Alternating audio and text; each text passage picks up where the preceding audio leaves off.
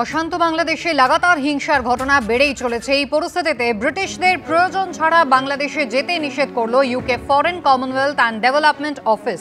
বাংলাদেশে গেলেও নির্দিষ্ট কিছু স্পর্শকাতর এলাকা এড়িয়ে চলার পরামর্শ দেওয়া হয়েছে অ্যাডভাইজারিতে। বেশ কিছু জায়গায় সন্ত্রাসবাদীরা হামলা চালানোর চেষ্টা করতে পারে বলে সতর্ক করা হয়েছে। জনবহুল এলাকা, ধর্মীয় ভবন, রাজনৈতিক সমাবেশগুলোতে নির্বিচারে সন্ত্রাসের আশঙ্কা রয়েছে বলেও জানানো হয়েছে ব্রিটিশ অ্যাডভাইজারিতে। সংখ্যালঘুদের ওপর হামলার বিষয়েও সেখানে উল্লেখ করা হয়েছে। অনেক জায়গায় আইডির মতো বিস্ফোরক দিয়ে হামলা চালানো হয়েছে বলেও জানানো হয়েছে UK foreign Commonwealth and development officer অ্যাডভাইজারিতে। অগ্নিগর্ভ বাংলাদেশে সংখ্যালঘুদের অধিকার রক্ষা নিয়ে সরব হলেন প্রভাবশালী মার্কিন রাজনীতিবিদ ব্র্যাড শেরম্যান। বাংলাদেশের অন্তর্বর্তী সরকারের হিন্দু সংখ্যালঘুদের রক্ষা করার সম্পূর্ণ দায়িত্ব রয়েছে বলে দাবি তাঁর। সংখ্যালঘুদের ওপর ঘটে চলা হামলার মোকাবিলা করার দায়িত্ব একান্তভাবে বাংলাদেশ সরকারের বলেও জানিয়েছেন তিনি। গত কয়েকদিন ধরে লাগাতার সংখ্যালঘুদের উপর আক্রমণ চলছে বাংলাদেশে। ভয়াবহ হামলার ছবি সামনে আসতে নিন্দায় সরব হয়েছে গোটা বিশ্ব। এবার বাংলাদেশে সংখ্যালঘুদের অধিকার রক্ষা নিয়ে সরব হলেন ডেমোক্রেটিক দলের সদস্য ও ক্যালিফোর্নিয়ার রাজনীতিবিদ ব্র্যাড শেরম্যান।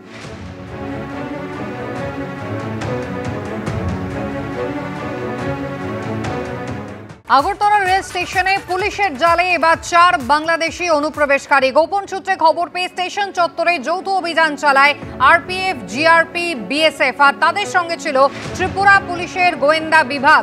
বাংলাদেশে যখন একেবারে অগ্নিগর্ভ পরিস্থিতি, তারই মধ্যে আগরতলা রেল স্টেশনে পুলিশের জালে এই 4 বাংলাদেশি অনুপ্রবেশকারী। সরাসরি আপনাদের নিয়ে যাব, আমাদের প্রতিনিধি প্রসেনজিৎ সাহা রয়েছেন আমাদের সঙ্গে। প্রসেনজিৎ, বিস্তারিত জানতে চাইবো।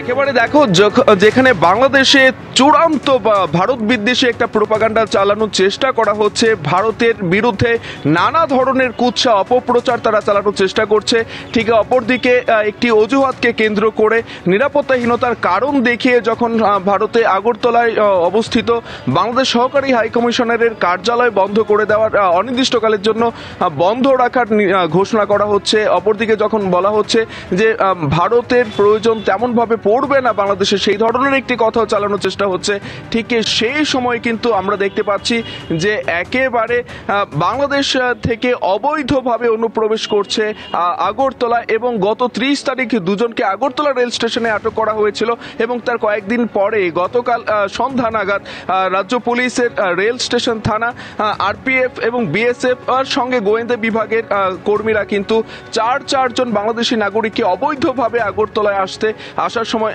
তাদেরকে আটক করে, এবং তারা রেল স্টেশন পর্যন্ত এসে পৌঁছে গিয়েছিল, এবং তাদেরকে জিজ্ঞাসাবাদ করার পর জানতে পারে যে তারা প্রত্যেকেই কলকাতার উদ্দেশ্যে কাঞ্চনজঙ্ঘা এক্সপ্রেস দিয়ে আসছিল। এবং এই ক্ষেত্রে কিন্তু আমি জানিয়ে রাখি, আগরতলা নয়, শুধু রাজ্যের বিভিন্ন রেল স্টেশনকে কেন্দ্র করে অবৈধভাবে অনুপ্রবেশকারীরা কিন্তু আসতে শুরু করেছেন। গত 2-3 মাসে একেবারে ন্যূনতম 50 ছাড়িয়ে গেছে সেই সংখ্যাটা, এবং কখনো চিকিৎসার জন্য, কখনো কাজের জন্য এইভাবে কিন্তু আসতেই চলেছে আগরতলার এই সীমান্ত, যেটা বাংলাদেশ এবং ভারত সীমান্তে আগরতলা অবস্থিত। এবং জানিয়ে রাখি, ত্রিপুরার 3 দিকেই কিন্তু ঘিরে রয়েছে বাংলাদেশের সীমান্ত, এবং সেই জায়গায় দাঁড়িয়ে কিছুদিন আগে ত্রিপুরার যিনি সাংসদ, প্রাক্তন মুখ্যমন্ত্রী বিপ্লব কুমার দেব, তিনিও স্বরাষ্ট্র মন্ত্রকের কাছে একটি চিঠি দিয়ে জানিয়েছিলেন যে 26 কিলোমিটার এরিয়া এখনো পর্যন্ত কাঁটাতারের সীমান্ত এখনো বেড়া লাগানো হয়নি, সেই জায়গাটাও যেন খুব তৎপরতার সঙ্গে কাজ করে। এবং রাজ্যের মুখ্যমন্ত্রী কয়েকদিন আগে এবিপি আনন্দের সঙ্গে কথা বলতে গিয়ে প্রতিক্রিয়া জানিয়েছিলেন যে তিনি রাজ্য পুলিশের প্রধান এবং বিএসএফ এর প্রধানদের সঙ্গে আলোচনা করেছেন, কোনোভাবেই যেন বাংলাদেশ থেকে অবৈধভাবে কোনো নাগরিক অনুপ্রবেশ করতে না পারে, সেই দিকটা যেন সচেষ্ট থাকে, এবং তারপরেও কিন্তু একের পর এক অনুপ্রবেশ বন্ধ নেই এই রাজ্যে। প্রসেনজিৎ, ধন্যবাদ। আগরতলা রেল স্টেশনে এবার পুলিশের জালে ধরা পড়ল 4 বাংলাদেশি অনুপ্রবেশকারী, এবং ভৌগোলিকভাবে ত্রিপুরা অত্যন্ত গুরুত্বপূর্ণ, যেখানে ইতিমধ্যেই কিন্তু ত্রিপুরার পক্ষ থেকে জানিয়ে দেওয়া হয়েছিল যে কোনো বাংলাদেশিকে তারা কিন্তু হোটেলে আশ্রয় দেবেন না। আর ঠিক এইরকম অবস্থায় পড়শি দেশ বাংলাদেশ যখন একেবারে উত্তপ্ত হয়ে রয়েছে, সেই সময় অনুপ্রবেশকারী তারা গোপন সূত্রে খবর পেয়ে পুলিশ একেবারে টহল দিয়ে তাদেরকে কিন্তু ধরে ফেলে। আরপিএফ, জিআরপি, বিএসএফ এবং তাদের সঙ্গে ত্রিপুরা পুলিশের গোয়েন্দা বিভাগও কিন্তু ছিল, এবং 4 বাংলাদেশি অনুপ্রবেশকারী পুলিশের জালে। বিএসএফ এর প্রাক্তন ডিআইজি সমীর মিত্র আমাদের সঙ্গে রয়েছেন। সমীর বাবু, নিঃসন্দেহে পুলিশের বড় সাকসেস, কিন্তু কোথাও একটা অত্যন্ত চিন্তার জায়গা, আশঙ্কার জায়গা কি নতুন করে তৈরি হলো? ভৌগোলিকভাবে ত্রিপুরা অত্যন্ত গুরুত্বপূর্ণ একটা জায়গায় রয়েছে। ইতিমধ্যেই তারা কিন্তু জানিয়ে দিয়েছে কোনো বাংলাদেশিকে হোটেলে তারা আশ্রয় দেবে না। 4 জন বাংলাদেশি অনুপ্রবেশকারী কিন্তু পুলিশের জালে। এটা যদি আমরা যারা আমরা ত্রিপুরায় সম্বন্ধে একটুখানি আমাদের জ্ঞান আছে, সেটা সেই জায়গাটায় যে ত্রিপুরা আখাউড়া ছাড়া বাকি যে এরিয়াগুলো রয়েছে in the dense forest and all, ওখানে যে যতটা আমাদের সার্ভিলেন্স এবং যতটা আমাদের অ্যাগ্রেসিভ ফেন্সিং গুলো করা দরকার, সেগুলো আপাতত হচ্ছে, এখনো পর্যন্ত সম্পূর্ণ হয়নি। আমি এই চ্যানেলের মাধ্যমে যদি কেউ শুনতে থাকেন বিএসএফ এর কোনো অধিকর্তা, তাকে আমি বলবো যে এই ব্যাপারে যেন আরো বেশি গুরুত্ব দেওয়া হয়, কারণ বাংলাদেশ সেই বাংলাদেশ নেই, এখন এক নতুন উচ্ছৃঙ্খল, উদ্ধত এবং মানে কি বলবো যে পলিটিক্যাল ক্যারেক্টার ছাড়াই তারা আজকে দেশ শাসনের একটা অধিকার পেয়ে গেছে। সুতরাং এইখানে কারণ you can always interact with the people who are educated. আজকে বাংলাদেশে আমরা কি দেখতে পাচ্ছি, যে ভদ্রলোক নোবেল প্রাইজ পেয়েছিলেন তিনি আজকে এসে যেভাবে ব্যবহার করছেন, এবং যে হিন্দুরা যারা ওখানে রয়েছেন তারা কেউ নন, তাদের জীবনের কোনো দাম নেই।